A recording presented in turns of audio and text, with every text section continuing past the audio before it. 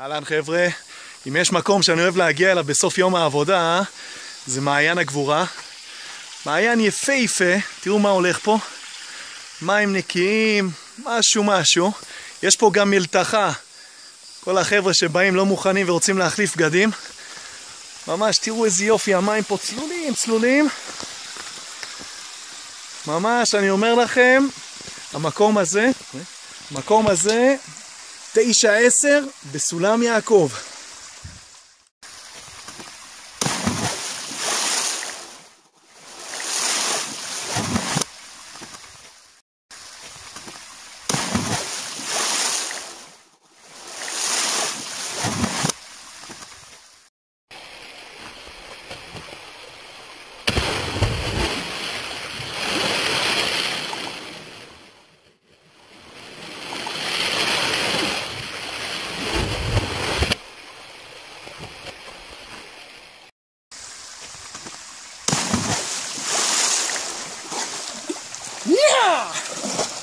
פיצוץ!